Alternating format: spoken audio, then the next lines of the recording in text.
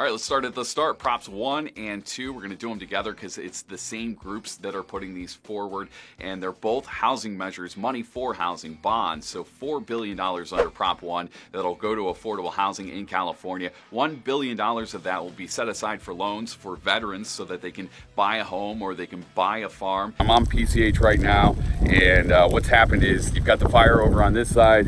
It's jumped over. And in a big way, it's right here on the ocean side. Now the problem is that just over here, there are a bunch of homes, and then further on back down is Paradise Cove, and there are a bunch of mobile homes down there.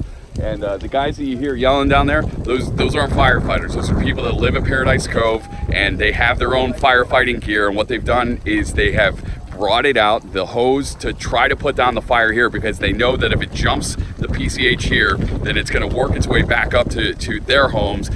They say it's like 240 mobile homes. I wanted to offer up a little bit of a maybe behind the scenes sort of what it's like to cover a bilateral summit. So it was President Xi Jinping of China and President Biden, of course, of the U.S. down at Moffett Airfield, and the president just arriving moments ago for a 3-day visit of the Bay Area. He's starting off moving up to Palo Alto, and those police officers were lined up behind a fence. When the protesters approached the fence, they tore the fence down. After they tore the fence down, police started firing what appeared to be pepper balls, tasted like pepper balls, into the crowd. Some on one of Caltrain's brand new electric trains, taking a look at this thing for the first time, and it's pretty remarkable. It feels different, certainly, than the diesel fleet that they've got rolling right now.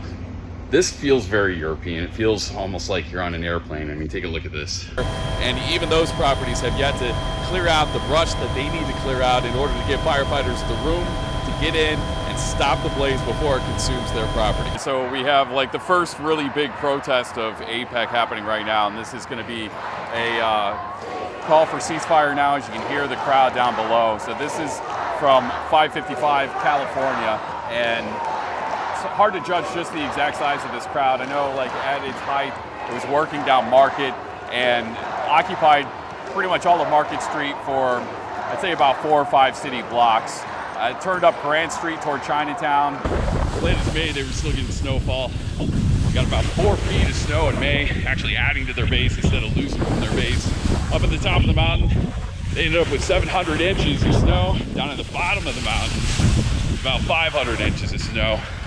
And all that snow takes a while to melt, which means people like me get to get some turns in on the 4th of July. As you can see, a lot of people up here soaking in the opportunity to spend Independence Day actually skiing. I'm up on Grizzly Peak. I mean, it's a gorgeous day. Look at this. You've got the sun shining, the bay in the background. You can see all the way off to the Farallon Islands, and this,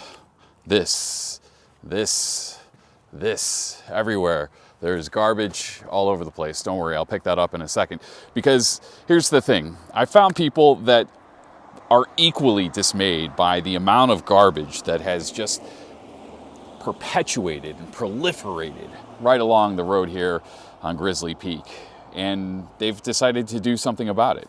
And they're going to meet up on Sunday to pick up some of the garbage. They've already done it a couple times, walking away with 50 bags of garbage each time. They're trying to make a difference. They're trying to make this place a little bit cleaner because this is kind of a weird spot, you know, a lot of jurisdictional boundaries, a lot of maybe passing the buck. These people are not. My name is John Kirkham. I live in Berkeley, and I've been hiking up here for years and years, and I've always noticed the trash around Grizzly Peak. Prop 7 gives you the power to control time. That's right. It is a vote on whether or not California should move to permanent daylight saving time. Now, the thing is about this, when you really do the math, it means that if we're on permanent daylight saving time in the middle of December, kids up in Northern California could be walking to school in pitch black. The sun wouldn't come up until like 8 o'clock. Down here in Southern California, it'd be like 7:30. So that's the con argument. The pro argument is, hey, you don't have to shift back and forth all the time. They say there are studies out there that show that people are more likely to get into car accidents when the time shifts, that people are more likely to end up with adverse health effects, including heart attacks, when the time shifts. So why not just keep things consistent? Now, the no side on this, they say, come on. First off, you got to get the federal government to approve. They ain't going to approve. A? And B, do you really want to keep switching back and forth between 2 and 3 hours behind the East Coast? I don't know. It's up to you. Mature snowflakes are allowed, especially as a few trillion warmed by the lengthening days of spring spill from mountaintops into the Yosemite Valley. I've been coming here for over 50 years. I've been a park ranger here for 27 years. I've never seen anywhere near this much water. Park Ranger Scott Getterman says the Merced River has hit flood stage. Once you get to 12 feet, we start seeing water over roads, water into campsites, things like that. So for the most part, we're fine. Which leaves park visitors to stare up at Lower Yosemite Falls and the big melt pose. That's hands on head, holding hats or hair, eyes in a sharp squint to see through the mist, and a slight tilt forward into the water-generated winds to stay a balance. But it's a breeze even when you got towards the full view of the upper falls and middle Cascades. So when you get to the lower falls here, we called it a gust. I've seen this falls many times, but I've never seen it so full.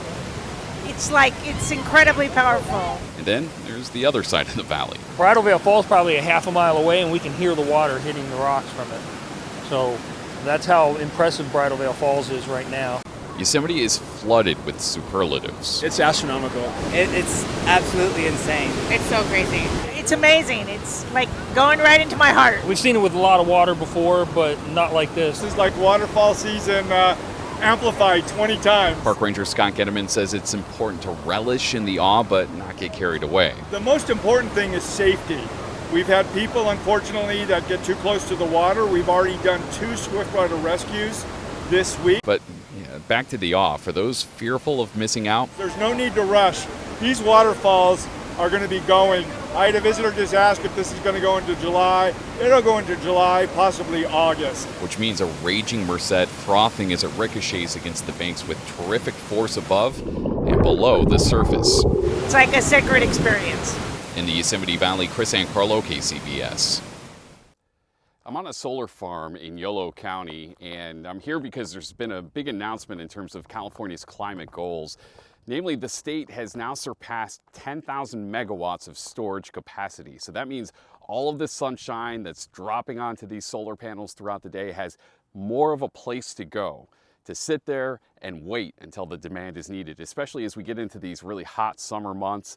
The duck curve, everybody comes home from work, they still need air conditioning, but solar starts to drop off. Well, the battery storage will be there. A couple of major milestones here. Number one, that 10,000 megawatt mark. Think about this. 5 years ago, 2019, 770 megawatts total on the grid. So within 5 years, they've been able to scale that up to 10,000 megawatts. And it looks like they're going to hit their goal of 50,000 megawatts of storage by 2045. The other notable thing that happened just last week, 6,000 megawatts of battery storage was called onto the grid. It was the largest source powering the grid for a few moments. That's a big deal because it tells us that battery is working and that this is scaling up faster. So all of this remarkable when you think about, for example, the fact that 1 megawatt can power up to 750 homes instantaneously, in that instant. And when you start to think about, those really close days when we get super hot, this is good news.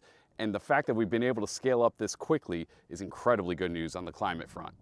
Just spent some time chatting with a new fire scientist that's been hired by Southern California Edison, and talking a lot about this stuff, right? The plants and the moisture content of the plants. It's springtime and moisture content is about as high as it's going to be. And what's going to happen is throughout the summertime, it's going to slowly but surely dry out until we get to the autumn, September, October, November. And that's when we have drier moisture content in these plants, dipping on down to 75, 80%. And then you kick in the Santa Ana winds and you can drop it down even further. For example, during the Woolsey fire last year, we saw moisture contents below 60, which is essentially critical. That means all this stuff is going to turn to tinder. All of your dead stuff, all of your little pieces of twig and wood as you get into that sort of condition, it's going to drop down lower single digit in terms of moisture content, and that stuff will go up even faster. And again, you end up with this sort of ladder of fire that rises up. So Southern California Edison looking to have as much data as they possibly can so that they can determine when to shut off power, when to maybe work with fire agencies to protect their infrastructure, and hopefully stop any potential wildfires from flaring up and of course consuming more of the wildland urban interface.